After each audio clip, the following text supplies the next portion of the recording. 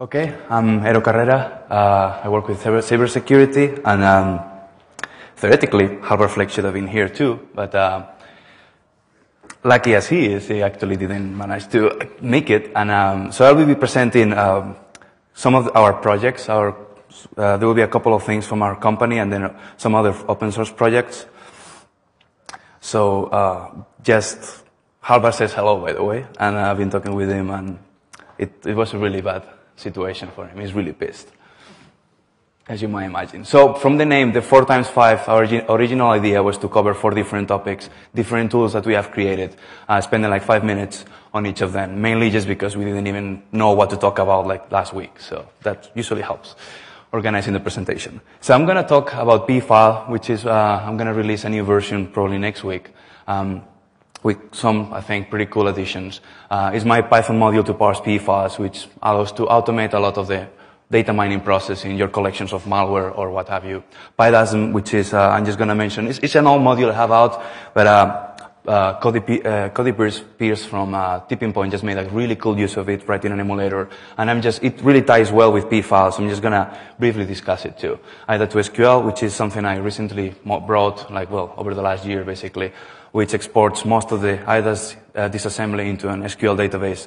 And I'm just gonna not go into much detail, but I mean, it's open source, you can grab it, play with it, and I'll just show some of the cool things that you can hack with it in the morning. And then in the end, I'm gonna go and talk a little bit about VxClass, and some of the parts of it, some of the workings of the different stages of VxClass, and hopefully you like it. This is the only project that we have in Sabre right now that is not free. All of the other 3 that I'm talking about are open source. So pfile now is going to reach 1.2.6, and in this version it would justify 1.3 basically, just because I'm adding so much stuff. So as an introduction, pfile, allow you to parse lots of basically any, as far as I know, pfile format that is not corrupted beyond destruction. So as long as Windows can load it and execute it, I hope and I try that pfile will be able to actually work with it and display all the information. So, I mean, the more you know about the P format, the more use are going to be, or the more useful this module will be for you, just because, I mean, it encodes as much of the pfile as I know about. So some of the features that pfile has, obviously allows to load the pfile. Since a couple of versions ago, it also allows you to write, modify any value just by assigning some other value to the entry point, just write those changes to the disk. So you can have lots of fun with that, just like fuzzing the pfile format to see where it blows up. And that's fairly strong or fairly consistent. I haven't managed to make it blow up, so the writing works pretty well. Even in really convoluted cases where the headers are all messed up. So it, obviously allows for really nice header inspection. I parse and present all the fields in the headers. Allows for really nice section analysis. And there are a couple of features that I added in this version which are new.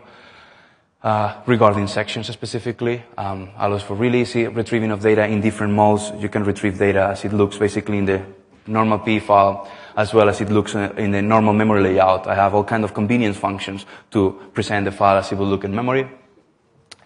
And now I get to the new features, and these are some that actually I thought about for a while and ended up being really useful. I added warnings for suspicious values, and this is really useful because all these values, I mean, there are millions of values you can check, not millions, but definitely fairly enough values that you can actually play with in the headers in order to crash your set of tools. So you can make blow up basically IDA, PID, procdump, impreg, basically all your tool set just by playing with different values. And actually, quite some packers use these suspicious or kind of crazy values in order to crash your tools. So now I added warnings every time, and this is just basically parsing and adding my own personal experience into pfile.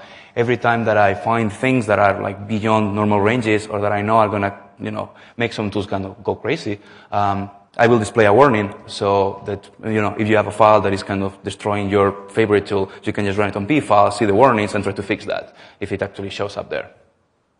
And then the last 2 points, and this is something I've been playing for the last 2 weeks, and basically it's thanks to the offensive computing guys that kind of pushed me to do it. They basically had it in-house for a while, which is parsing of PID's signatures.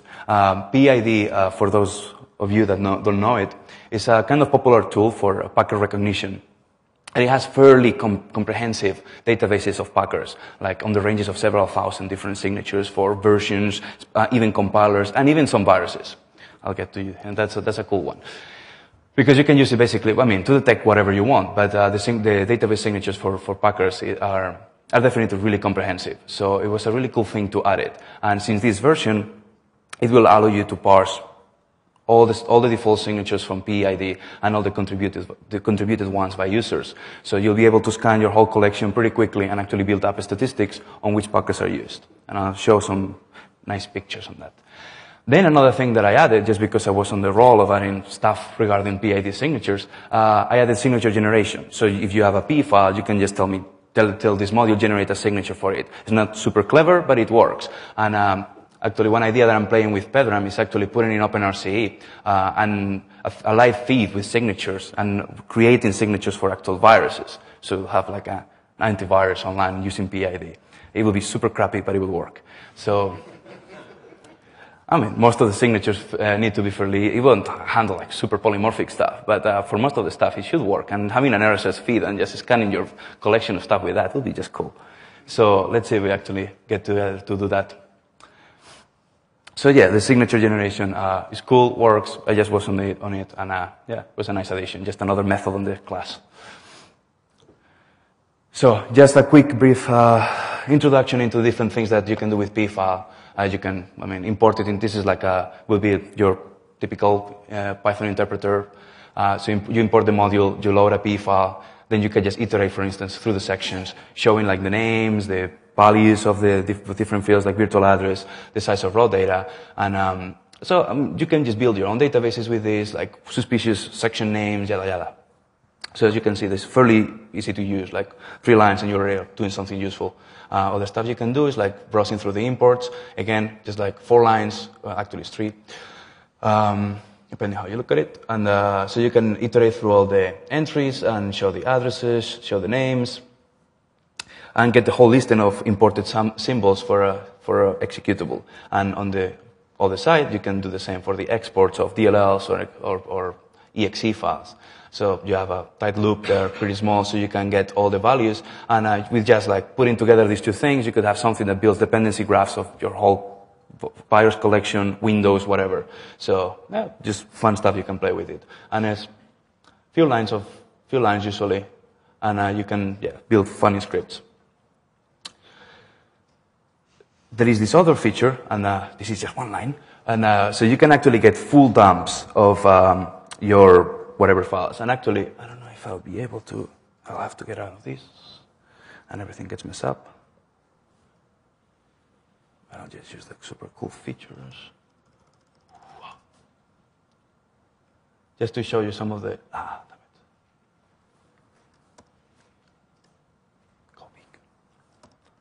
And well, just scroll through this. So this will be a normal, this I think is kernel 32 DLL.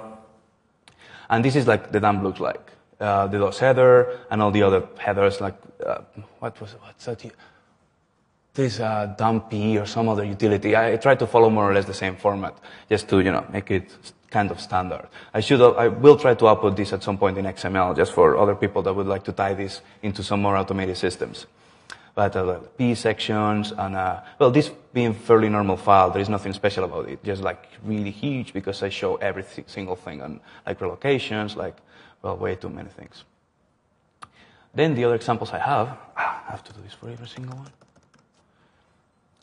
For instance, this is some Nicolas Brules file, so it has some funny tricks. And you can see here now in the beginning of the dump, I show whenever I find some suspicious values, I'm going to actually say, the number of RVA and sizes is beyond what it should be. So this is going to make some tools blow up, and this is the normal value, and this is what it is. And as well, if I find something later on during the parsing, like in the sections, I will show it up. So, and otherwise, the dump is the same. And other examples, this one has quite some warnings. Probably some malware. What is it? Yeah, and unpack me. So in this case, it's actually the same error in all the 4 sections. So, but still, pretty cool. And finally, I don't know if you heard about the TinyP challenge that Alex Sotirov solved. That's a 133 byte P file, which, I mean, if you just add up all the header sizes, it's bigger than that. And so this is a pretty crazy one, and I managed to parse that. I had to make some improvements in order to parse it, but nowadays I can actually even write it back to disk. And this one actually, just because of the craziness involved, has a couple of suspicious things. So anyway, I think that's just cool to have it there right now. And let's try to get back to the flow. So one line, and you get all that. So, well, this is basically what I covered. Another of the features that I added now in the dump, or even in the whenever you get the section instance, when iterating through them, there is an entropy value that you can use to build heuristics if you are building some sort of packer or malware or whatever, suspicious file detection thing. Together with the warnings, that gives you a good hint of whether something is kind of a bit fishy or not. So, and thanks to all the people that contributed patches, fixes, and all the improvements and suggestions. That definitely has made this version quite much better. So, I actually went all the way around. Anyway, this will be discussing I got enthusiastic and discussed all the warnings and all the blowing up beforehand. But anyway, this will be the section where I discuss all that. And this is the cool thing when you put together presentations 10 minutes before they happen. You can just like look funny for funny images. Anyway, so this is like the general layout of the P file format. And so yeah, I mean, as you can imagine, with all these sections involved, there are lots of values that you can play with in order to make things blow up. And I think I have some slide on funny values you can play with. Some of the ones that you will see typically modified and listed in the warning section, which is the next slide, will be the number of AVI and sizes. That's, as a quick description, this just enumerates or lists how many of a specific kind of a structure will be in the optional header. So if you put too many of these, some tools will try to parse all those 2 billion that you said there are, and just blow up. I don't know, what's PID, I think was one of them, or IDA. So size of optional header is another one. This just basically means that, well, for the tools that can't parse it or don't read it or don't make proper use of it, that they end up reading the sections in the wrong offset, which leads to not properly recognizing code. So this is a nasty one because tools don't blow up. They just show the wrong data, and it's difficult to spot. File alignment, another one that you can use to mess up with tools. They don't blow up, but you just make them read things where they are not. And the size of raw data, this is one where you can make tools blow up, which is very important. And there is a similar one, which will be the virtual size in memory of the section. Both of them have they're the counterparts. So if you have the virtual size of that section in memory, they can modify later on and then when some tool tries to dump it, they cannot trust that value and they try to dump all those 2 gigabytes, and that doesn't tend to work too well. And the size of raw data will be the same. That will be the amount of data they have to read for that section from the P file on disk. And when you put that a little bit too far away, they blow up. The thing is, the Windows file loader is super nice and doesn't keep up about any of this. And it just kind of slows as it sees fitting. And that's the thing why most of the tools write, because people are like, oh, I should follow all this stuff. And no, you shouldn't. So other stuff that actually was fun was the delayed imports. With this, you can actually, just by loading a P file on IDA, you could take control of it and own it. So without even executing it, just because it had a vulnerability on the way it was parsing it. And they fixed it in 4.7. So, but that was a fun one. And invalid directories as well. You can point the directories to things, places where there is nothing, and tools will blow up. So I will try to, and I actually am giving warnings, as you can see here. And some of the warnings that we just saw, on all of these different things. So you can fix your tools, or you can fix the P file in order to make them load all of these crazy malware-packed P files. So now, looking a little bit into the signatures, I created a new module that is bundled together with P file, which is called PEutils. And I just to kind of abstract a little bit the signature parsing. So you will be just loading this file and then just throwing your P instances to it, and it will just give you the matches back. The cool thing is that you just give it the path, and the path can be a path in your disk, and actually it can be a URL where to fetch the signatures from. So you could just load it from the net, and that's our idea with OpenRC. We want to actually put that together so that we have a live feed of signatures, so people can just upload them, and they will be automatically included. And, or you can just pass it raw data and it will be parsed as signatures. And then the matching is as easy as just passing the P file instance and saying match. And then it will just return whatever results for that specific file. And then I have some pretty pictures of it running on my collection at home. I think I have around 50,000 pieces of malware just for fun. And so in this case, I have 53% of those files. There was no packer that was recognized on them. But in the other 46%, I had all kind of them. So that's fairly nice for having an automated tool just running for a couple of hours. You have 20,000 files that you are recognized, and you can actually, then this will be the breakdown for all of them with all the different packers. UPX is the most used one, as probably anybody that has been playing with malware kind of gets the hint, and which is funny because it's kind of one of the simplest, but still super popular. And then there is a good amount of all others. This is a statistic. I wouldn't take it as anything super reliable or representative of the whole malware world, because I don't have such a big collection. It's still some of the trends. The fact that UPX is the most used seems to be corroborated by other sources. And then you get all the other guys here. P-Compact, ISPAC, FSG, all the household names. And just to show it another way, you can see here the distribution. So still 17% of all packed files still were recognized as others. So there is a really long tail of crazy ass packers that are used in specific cases. Those tend to be the most interesting ones because they're the ones that have very crazy features.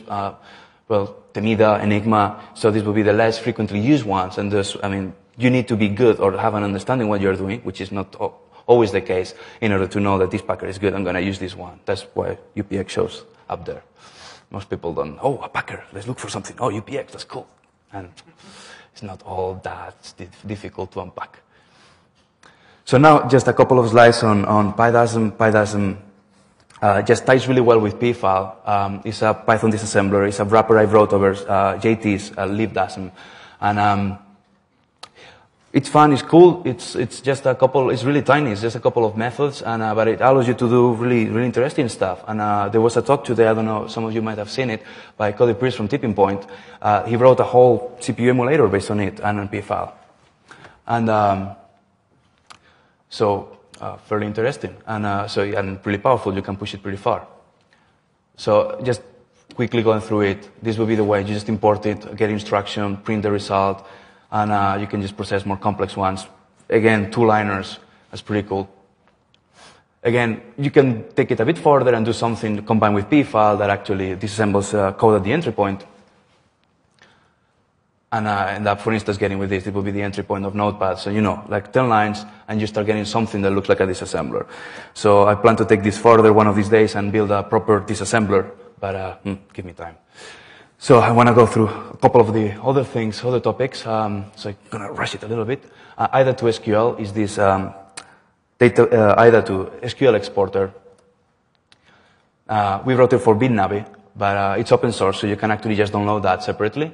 It will support most of the information, not data, but all the code references, all the control flow functions, yada yada.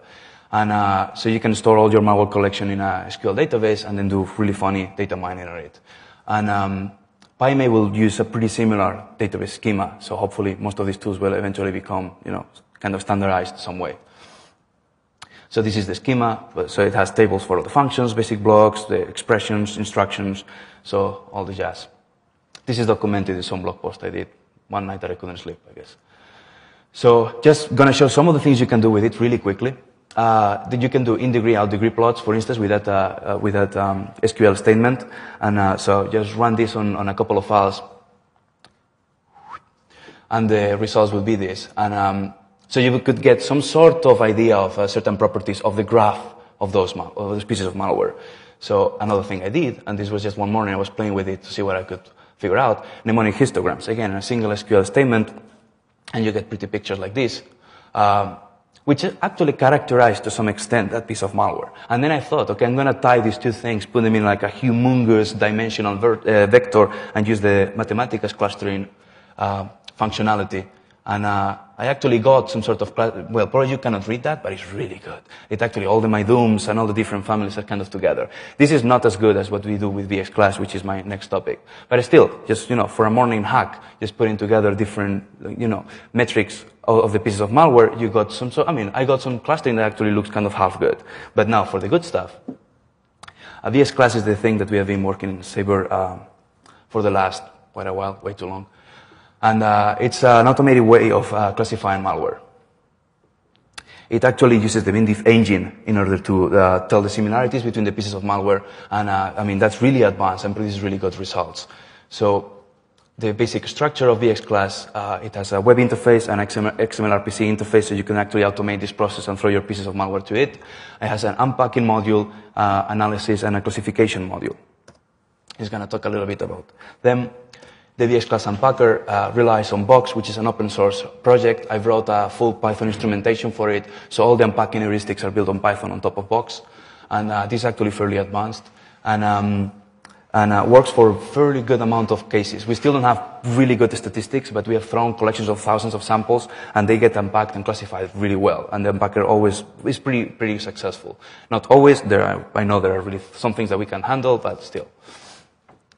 So I'm just going to skip this. These are just funky graphics that I did with Box, depicting some packers unpacking, but I'm kind of running tight on time. So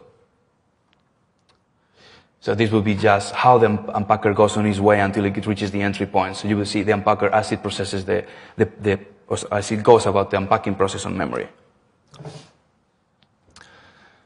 So the actual analysis and classification happens in IDA, and it's wrapped around like millions of lines of Python. That's way too many. And IDA Python. And so we had to wrap the whole thing and automate it, made it run in batch mode, and actually run Bindiff as well in batch mode. We use it actually because we own it. We built a really nice batch mode module for it.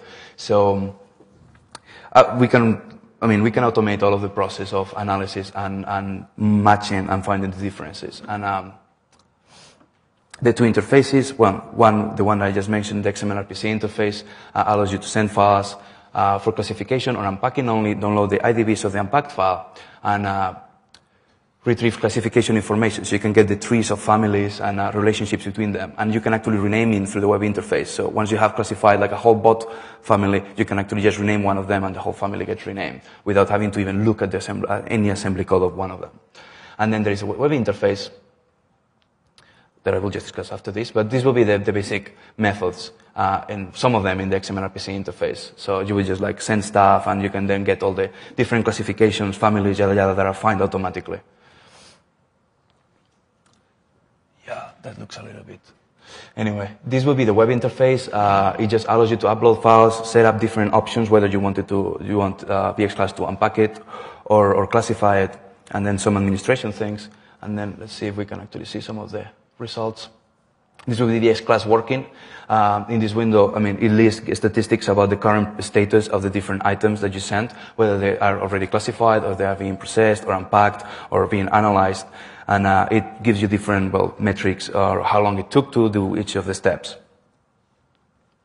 And this is one of the classification windows where it shows the families. The names of the families can be changed. By default, we choose the hash of the representative of that family. And it will tell you how many files are found to belong to that family. And then it has the cooler graphical interface to the family representation, which should come now, which is a Java-based applet where you can browse all the tree relationships between the families. And another way of displaying it, just if you would get it out of the database and display it yourself, this is how it would look like. So you can actually do fairly advanced stuff. I think I just got it more or less on time. So if you have any questions, feel free. I have t-shirts here of OpenRC and VX Class, so please feel free to, I kept you here this long, so at least, I can contribute that back. So I hope you enjoyed it. Thank you.